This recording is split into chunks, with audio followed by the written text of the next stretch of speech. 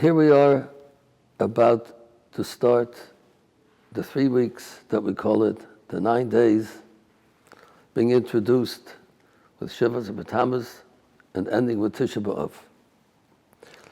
Many of us don't really feel the full impact, even the small amount of impact, of what these weeks mean to us.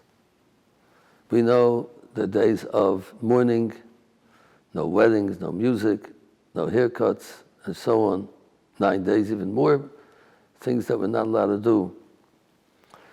And feels that the way we live today in freedom in this country, we have freedom of religion, we have a lot of yeshivas, we have a lot of Yiddishkeit, all type of Jewish occasions and stores and food, everything Jewish. And some people feel, well, why are we mourning? Baruch Hashem, I have to thank Hashem for the great freedom that we're living in. And it seems that things are going very well. The problem is that since we never experienced what it feels to be when we lived at the time of the Holy Temple when it stands, we don't realize what we lost. The time of the Holy Temple, the Beis HaMikdash, when it stood, it meant that God was so close to us. We felt His Kedusha, we felt the holiness, we felt His kindness, His ava to us, His love to us, His concern for us. Let's try to imagine a high time of holiness that we feel in our lives. Maybe a woman lighting Shabbos candles. What's the feeling? You feel a special closeness to Hashem, very good feeling. Time of Kol Nidre and Yom Kippur, time of Ne'ilah by Yom Kippur, the time of Meiva Chasana, a wedding, a chuppah. Everybody has the times of closeness to Hashem.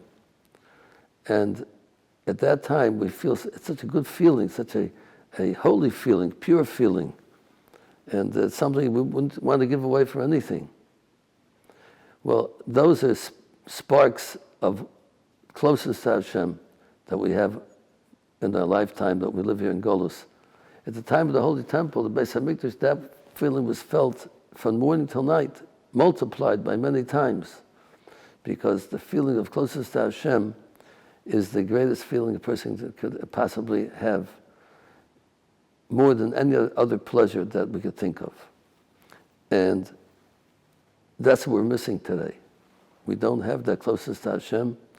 We're so used to living just a life of simple, plain living without the real holiness that we're supposed to have with the building and the Beis HaMikdash when it was standing. And therefore it's hard for us to feel the mourning, because it's something that we never really felt, except for these few times, the spirits of holiness that I'm talking about that we experience. So in order for us to have a feeling of Tisha B'Av, of the 9 days, of the 3 weeks, let's think to ourselves how close we should be to Hashem, how close we should be, the feeling of greatness, of holiness that we want to feel at all times, not just once in a while for a few seconds here and there, but to get up with it, to go to sleep with it. And one of the main things that we're told that was missing, the first Beis HaMikdash, the first temple was destroyed because of the lack of studying of Torah, the lack of not only studying Torah, but the lack of the realization how great Torah is. And that's something that we have to do tshuva on, to realize that Torah is the whole purpose of life, the whole essence of the Jewish people. We have to study it and revere it and put it in a high pedestal for us to appreciate what Torah really is. And one of the things for us to bring us back to Hashem, to the building of the Beis HaMikdash, is for us to study Torah and to hold it high in our eyes, realize its importance, realize that without it there's no purpose for life.